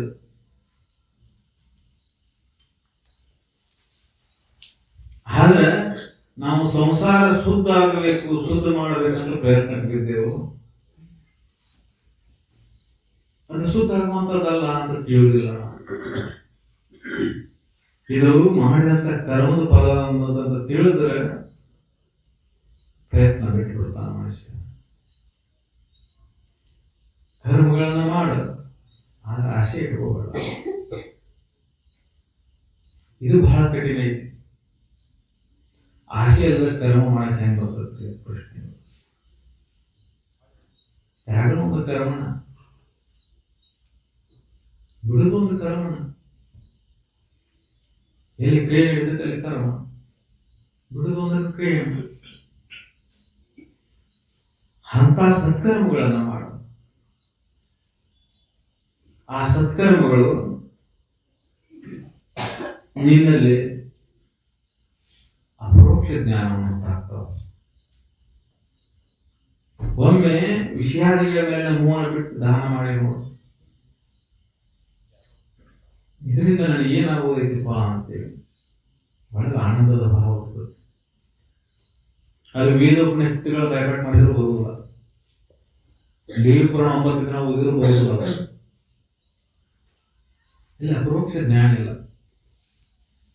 ಜ್ಞಾನ ಅಪರೋಕ್ಷ ಆದಾಗ, ಅನುಭವದಿಂದ ಬಂದಾಗ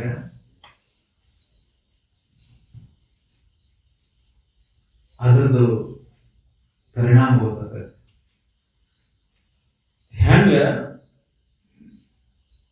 ಸಕ್ರಿ ಬೆಲ್ಲ ನಾಗಿ ಮೇಲೆ ಇಟ್ಟಾಗ ಅನುಭವಕ್ಕೆ ಬರ್ತದೆ. ಕೈಯಾಗ ಇಟ್ಕೊಂಡು ಅನುಭವಕ್ಕೆ ಬರೋದು. ಕೈಯಾಗ ಇಟ್ಕೊಂಡು ಕೈ ಮೇಲೆ ಇಟ್ಟ ಮುಚ್ಚಿ ಬಿಟ್ರೆ ಅಂದ್ರೆ ಇದು ಸಕ್ಕರೆ ಐತಿ, ಬೆಲ್ಲ ಐತಿ, ಹೇಳಪಾನೆ ಅಂತ ಹೇಳ್ತೇನೆ, ಅನುಭವಕ್ಕೆ ಬರೋದಿಲ್ಲ. ಹಂಗ ಜ್ಞಾನ ಬರೀ ಪುಸ್ತಕನಾಗಿದ್ರ, ಮಾತಿನೊಳಗಿದ್ರ, ವೇದ ಉಪನಿಷತ್ತುಗಳು ಹೇಳ್ತೇನೆ, ಕೇಳ್ತೇನೆ, ಪುಸ್ತಕನಾಗಿ ಬರಲಿಕ್ಕಂಗಾಯ್ತು. ಇದು ಹೆಂಗಾಯ್ತಂದ್ರೆ ಸಕ್ರೆ ಕೈ ಹಾಕೊಂಡು ನನಗೆ ರುಚಿ ಹತ್ತುವಲ್ಲಿ ಅಂದಂಗಾಕತಿ. ಅದಕ್ಕೆ ಎಲ್ಲ ಆಚರಣೆಗಳು ಬರೀ ಹೊರಗೆ ಉಳಿಬಾರ್ದು, ಬರೀ ಕೈಯಾಗ ಹಿಡ್ಕೊಂಡಂಗೆ ಆಗಿರಬಾರ್ದು. ಅದನ್ನ ಪ್ರಯತ್ನದಿಂದ ಜೀವನದಲ್ಲಿ ಹೆಂಗೆ ಒಂದು ಪ್ರಯತ್ನ ಮಾಡಿ ಅದನ್ನ ನಾಲ್ಗಿನ ತಂದು ಇಟ್ಕೊಂಡಾಗ ಅನುಭವ ಶುರು ಆಗ್ತದೆ. ಹಂಗೆ ಈ ನೀತಿಗಳನ್ನು ಶಾಸ್ತ್ರ ಪುರಾಣದಲ್ಲಿ ಬಂದಂಥ ಹಿತವಚನಗಳನ್ನು ಸಚ್ಚಿಂತನೆಗಳನ್ನು ನಮ್ಮ ಜೀವನದಲ್ಲಿ ಅಳವಡಿಸ್ಕೊಂಡಾಗ ಅಪರೋಕ್ಷ ಅನುಭೂತಿ ಅನುಭವ ಶುರುವಾಗುತ್ತೆ. ಒಮ್ಮೆ ತ್ಯಾಗ ಮನೋಭಾವನ ಅಂತಃಕರಣದಲ್ಲಿ ಹುಟ್ಟಿ ಹಾಕೊಂಡು ನೋಡ್ರಿ. ಮನೆಯೊಳಗೆ ತ್ಯಾಗ ಮಾಡ್ರಿ, ಸಂಸಾರದೊಳಗೆ ತ್ಯಾಗ ಮಾಡ್ರಿ, ಅಣ್ಣ ತಮ್ಮ ಜೋಡಿ ತ್ಯಾಗ ಮಾಡ್ರಿ, ಬಂಧು ಮಿತ್ರರ ಜೋಡಿ ತ್ಯಾಗ ಮಾಡ್ರಿ, ಊರ ನೆರೆ ಹೊರೆಯವರ ಜೋಡಿ ತ್ಯಾಗ ಮಾಡಿ ನೋಡ್ರಿ. ಕಡಿಮೆ ಅನಿಸ್ಬೋದು,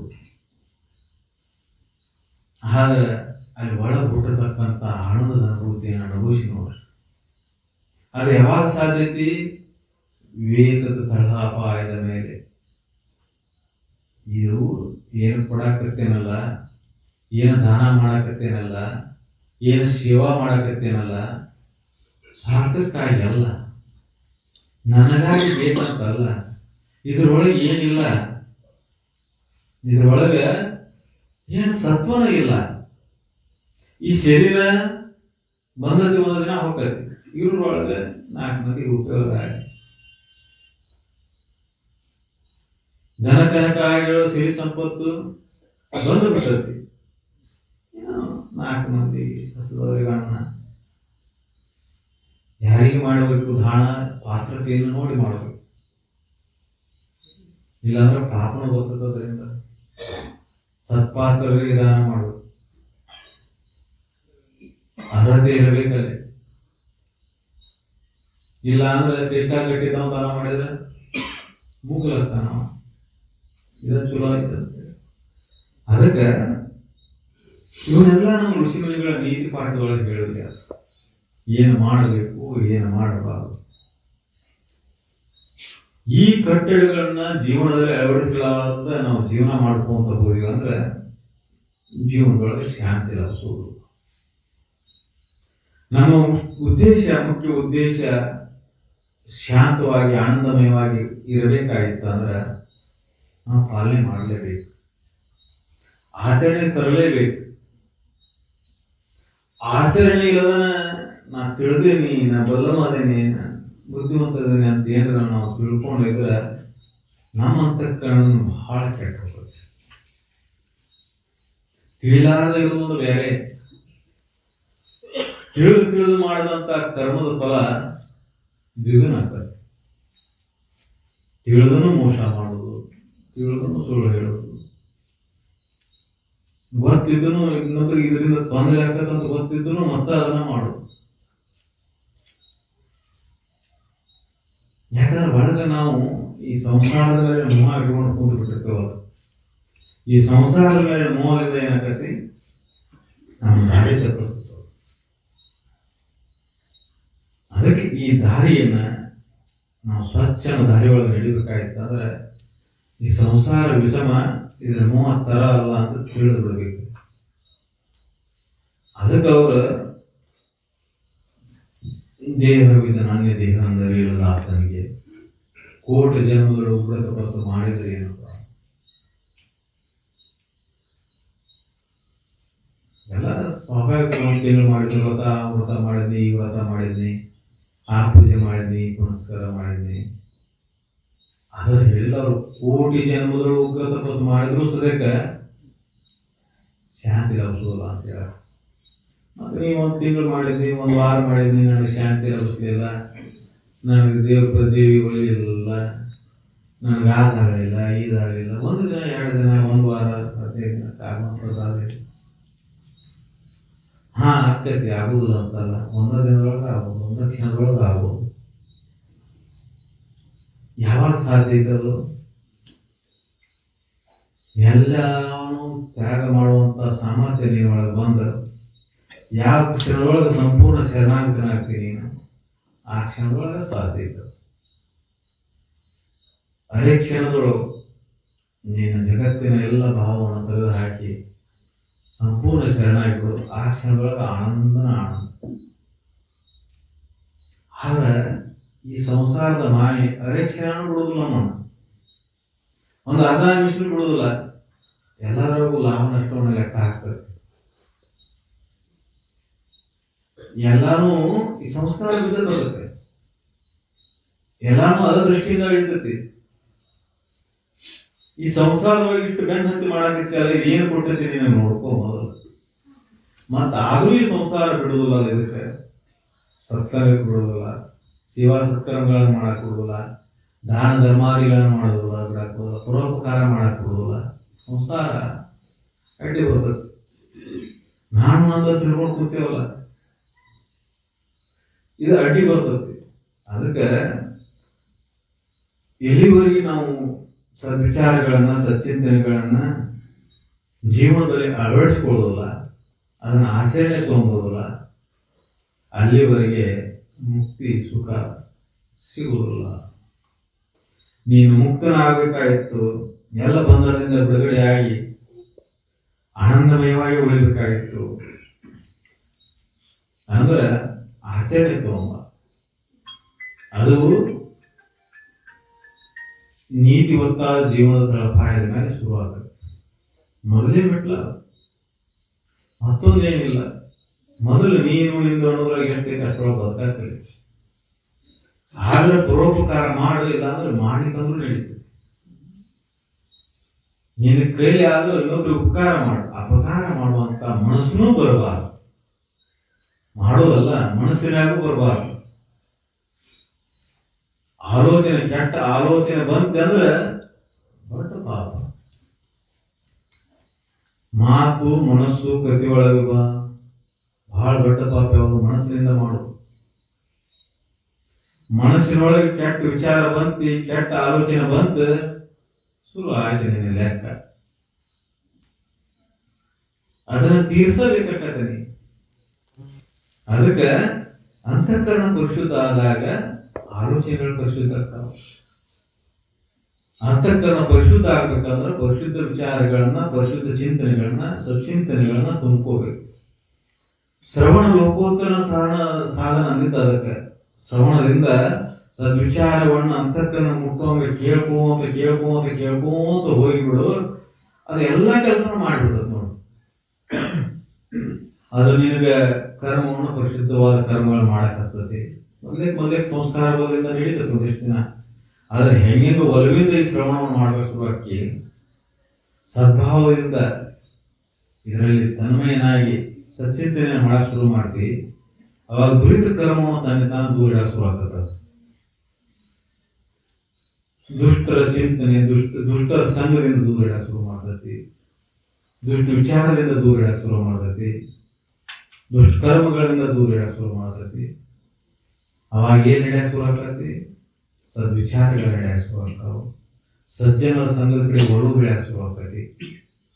ಗುಡಿ ಕಟ್ಟಿ ಕುಂತು ಏನ್ ಮಾಡೋದು ನಡೀಪ ಹೋಗು ಒಂದು ತಾಸು ಕುಂತ್ಕೊಂಡು ಯಾರ ಒಂದು ಓದಿ ಕೇಳಿ ಬರೋಣ. ಮನ್ಯಾಗ ಕುತ್ಕೊಂಡು ಏನ್ ಮಾಡ್ತಾರೆ? ಬಹಳ ಶುರು ಆಗ್ತೈತಿಲ್ಲ. ಒಂದು ತಾಸು 2 ತಾಸು ಹೆಂಗ ಒಲವು ಇದ್ರ ಕಡೆ ಹೆಚ್ಚಿಗೆ ಆಗಕ್ಕೆ ಶುರು ಆಗ್ತೈತೆ ನೋಡು. ಹಂಗಾಗ ಈ ಜೀವನದ ಸಾರ್ಥಕ ಹೆಚ್ಚಿಗೆ ಆಗ್ತೈತಿ. 1 ತಾಸು 2 ತಾಸು 2 ತಾಸು 4 ತಾಸು ಕಡಿಕ ಬಾಳೆದೊಳಗೆ ಸಂಸಾರದೊಳಗೆ ಇದ್ದಾಗ ಇದ ಚಿಂತೆ ಒಳಗೆ. ಇದಕ್ಕೆ ಚಿಂತನೆ ಅಂತಾರ. ಬಾಳೆದ ಪೂರ್ತಿ ಮಾಡೋದಕ್ಕೆ ಚಿಂತೆ ಅಂತಾರ. ಎದಕ್ಕೆ ಚಿಂತೆ ಅಂತಾರ ಅಂದ್ರೆ ಒಂದು ಮಾಡೋಳಗೆ ಒಂದು ಕೆಡಿಸ್ಕೊಂತ ಹೋಗ್ತದ. ಇದು ಹೆಂಗೆ ಮಾಡ್ಕೊಂತ ಹೋಗಿ ಹಂಗ ಸುತ್ತ ಹಾಕೊಂತ ಹೋಗ್ಬೇಕು. ಸಂಸಾರದ ಎಷ್ಟು ಚಿಂತೆ ಮಾಡಿದ್ರು, ಎಷ್ಟು ಸುದ್ದಿ ಮಾಡ್ಬೇಕು ಅಂದ್ಕೊಂಡ್ರು ಮತ್ತೊಂದು ಕೆಟ್ಟ ಬಿಡ್ತದ. ಎಲ್ಲ ಸುದ್ದ ಇದ್ರೊಳಗೆ ಇದು ಏನ ಮಾಡಿದ್ರು ಈ ಶರೀರ ಕೆಟ್ಟ ಹೋಗಿರ್ತದೆ. ಆದ್ರೆ ಹಂಗಲ್ಲ. ಈ ಶರೀರ ಕೆಡ್ಲಿ, ಸಂಸಾರ ಕೆಡ್ಲಿ, ಅಂತಕ್ಕನ ಸ್ವಚ್ಛ ಕುಂತ ಥಳ ಅಂತ ಬೆಳೆಯ ಶುರುವಾಗೈತಿ. ಎಲ್ಲಿ ಕುಂದಿರ್ತಿ ಅಲ್ಲೇ ಆರಾಮ, ಎಲ್ಲಿ ನಿಂದಿರ್ತಿ ಅಲ್ಲೇ ಆರಾಮ. ಜಗತ್ತ ಬೆಳೆ ಆಗಲಿ. ಬಾಲಿ ತನ್ನೋಡು ತೋರದು ಪರಮಾತ್ಮ ಹೋಗಿ ನೆಲವನ್ನು ನಿಂತ ಮೇಲೆ ಜಗತ್ತಿನ ಎಲ್ಲಾ ಬಾಲಿಗಳು ತನ್ನಿಂದ ದೂರ ಸರಿದು ಬಿಡ್ತಾವ. ಕಷ್ಟ ಅನ್ನೋದೇ ಇಲ್ಲ, ಬಂಧನ ಅನ್ನೋದೇ ಇಲ್ಲ, ಆನಂದನ ಆನಂದ. ಅದಕ್ಕೆ ನಮ್ಮ ಜೀವನ ಕ್ರಮವನ್ನ ನಾವು ಬದಲಾವಣೆ ಮಾಡ್ಕೊಳ್ಬೇಕು. ಯಥಾ ಪ್ರಕಾರ ಇದನ್ನು ಕೇಳೋದು, ಇದನ್ನು ಹೇಳೋದು, ಇದನ್ನು ಮಾಡಿ ಮತ್ತೆ ಯಥಾ ಪ್ರಕಾರ ನಾವು ವಿಷಯಾದಿಗಳ ಮೇಲಿನ ಮೋಹದಿಂದ, ಈ ಸಂಸಾರದ ಮೇಲಿನ ಮೋಹದಿಂದ, ನಾಮದ ಉಪಾಧಿಗಳ ಒಳಗಾಗಿ ಮತ್ತೆ ಅಧರ್ಮದ ಮಾರ್ಗವನ್ನು ಹಿಡಿದು ದುಷ್ಕರ್ಮಗಳನ್ನು ಮಾಡ್ಕೊಂತ ಹೋಗಿದ್ರೆ ಅದು ಮತ್ತೆ ದುಃಖವನ್ನು ತಂದು ಕೊಡ್ತೈತಿ. ಈ ಜೀವನವನ್ನು ಅಧೋಗತಿಗೆ ಹೋಯ್ತದ. ಯಾರಿಗೂ ಏನು ಮಾಡಕ್ ಸಾಧ್ಯ ಇಲ್ಲ. ನೀ ಮಾಡಿದ ಕರ್ಮ ನಿನ್ನ ಬೆನ್ನತ್ತಿ ಬರುದ. ನೀನು ಮಾಡಿದಂತ ಕರ್ಮಗಳು ದುರಿತ ಕರ್ಮ ಇದ್ರೆ ಎಷ್ಟು ಪೂಜೆ ಮಾಡಿದ್ರೆ ಏನು, ಎಷ್ಟು ಹೋಮ ಮಾಡಿದ್ರೆ ಏನು, ಎಷ್ಟು ಸಲ ದೇವಿ ಪುರಾಣ ಓದಿದ್ರೆ ಏನು, ನಿನ್ನ ಕರ್ಮಗಳ ಪರಿಶುದ್ಧ ಆದ್ರೆ ಅವನು ಓದು ಬಿಡುದು. ದೇವಿ ನೀನು ಹುಡ್ಕೊಂಡ್ಬರ್ತಾಳೆ ಇದ್ರ. ಅದಕ್ಕೆ ನಿನ್ನ ಕರ್ಮಗಳು ಪರಿಶುದ್ಧ ಆಗಿರಲಿ, ನಿನ್ನ ಮಾತುಗಳು ಶುದ್ಧವಾಗಿರಲಿ, ನಿನ್ನ ಮನಸ್ಸು ಸ್ವಚ್ಛವಾಗಿರಲಿ. ಆವಾಗ ಮಾತ್ರ ಆನಂದ. ಇದ ಜೀವನದ ಮರ್ಮ. ನಾವು ಇದನ್ನು ತಿಳಿದು ಮಾಡಿದ್ದಾದ್ರೆ ನೀನು ಎಡಿಗಿಡೋದು ಬೇಡ, ದೀಪ ಹಚ್ಚೋದು ಬೇಡ, ಗಂಟೆ ಬಾರಿಸೋದು ಬೇಡ. ಆನಂದ ತಾನೇ ತಾನು ನೋಡ್ಕೊಂಡು ಮತ್ತೆ ಇವನ್ನೆಲ್ಲ ಮಾಡಿದ್ರೆ ಮನಸ್ಸಿನೊಳಗೆ ಶಾಂತಿ ಬದ್ಧತನ. ಏನು ಹೇಳಿದ್ನಲ್ಲ, ಬಹಿರಂಗದ ಕರ್ಮಗಳನ್ನು ಆಚರಣೆಗಳನ್ನ ಮಾಡಿ ಒಳಗೆ ಶಾಂತಿ ಯಾರು ಪಡೆದಿರಿ ಮತ್ತೆ ಇದು ನಮಗೂ ಹೇಳೋದು. ನಾವು ನಾಳಿದ್ದ ಗಂಟೆ ಬಾರಿಸ ಶುರು ಮಾಡಿಬಿಡ್ತೀವಿ. ನೋಡ್ರಿ, ಗಂಟೆ ಬಾರಿಸಿದ್ರೆ ಶಾಂತಿ ಬರ್ತದೋ, ವಿಚಾರದಿಂದ ಈ ಜಗತ್ತಿನ ವಿಚಾರಗಳ ಮೇಲೆ ಮೋಹ ನೋಡೋದ್ರಿಂದ ಶಾಂತಿ ಬರ್ತದೆ. ನೋಡಿ, ವಿಚಾರ ಮಾಡಿ. ಅದಕ್ಕೆ ಬಹಿರಂಗದ ಆಚರಣೆಗಳನ್ನ ಆಗಿನ ಕಾಲಕ್ಕೆ, ಆಗಿನ ಸಮಯಕ್ಕೆ ಅವಶ್ಯ ಇತ್ತು. ಅದಕ್ಕೆ ಮಾಡ್ಯಾರ. ಅವ ಘಂಟಾನಾದ, ಧೂಪ ದೀಪ ಎದಕ್ಕಪ್ಪ ಅಂದ್ರೆ ಪರಿಸರ ಸ್ವಚ್ಛವಾಗಿರಬೇಕು. ಹೊರಗಿನ ಶಬ್ದ ಯಾವುದು ಕೇಳಿಸಿರಬಾರದು. ಅಂದಾಗ ಮನಸ್ಸಿನ ಚಂಚಲ ವೃತ್ತಿಯನ್ನ ಕಡಿಮೆ ಮಾಡ್ಕೊಳಕ್ ಸಾಧ್ಯ. ಅವನು ಮಾಡಬಾರ್ದಂತಲ್ಲ, ಅವನು ಮಾಡ್ಕೊಂತ ನಾವು ಒಳಗೆ ಏನು ನಡೆಸಿ ಹೊರಬಾರ್ದು ಆಗ್ತದೆ. ಬಹಿರಂಗ ಆಚರಣೆಗಳನ್ನ ಮಾಡಬಾರ್ದಂತಲ್ಲ, ಅವನು ಎದಕ್ಕಾಗಿ ಮಾಡಿದ್ರು ನಾವು ಅವನು ತೋರಿಕೆಯಾಗಿ ಮಾಡಿ ಮತ್ತೆ ಒಳಗೆ ಏನು ನಡೆಸೇವು. ಒಳಗಿಂದ ಬದಲಾವಣೆ ಆಗಲೇಬೇಕು. ಹೊರಗಿಂದ ಆಗಲಿ ಬಿಡ್ಲಿ, ನಿನ್ನ ವೇಷಭೂಷಣಗಳ ಬದಲಾವಣೆ ಆಗಲಿ ಬಿಡ್ಲಿ, ಹೆಂಗಿರುತ್ತೆ ಹಂಗೆ ಇರಲಿ, ನಡೀತೈತಿ, ಏನು ಸಮಸ್ಯೆ ಆಗೋದು.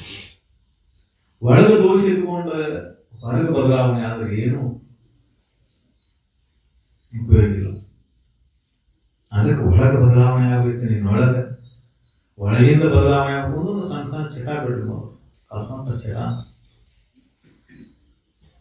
ಅವನು ಬಿಟ್ಕೊಂತ ಬರಲಿ, ನಿಧಾನವಾಗಿ ಅಂತಃಕರಣದೊಳಗೆ ಸಮಾಧಾನ, ಶಾಂತಿ ತಾನೇ ತಾನು ಬರಸ್ಬೇಕು. ಕಲಿತ ಚಟ ಭಾಳ ಅದಾವ. ಕಲಿತು ಭಾಳ ಚಟ ಕಲಿತು ಬಿಟ್ಟೇವು.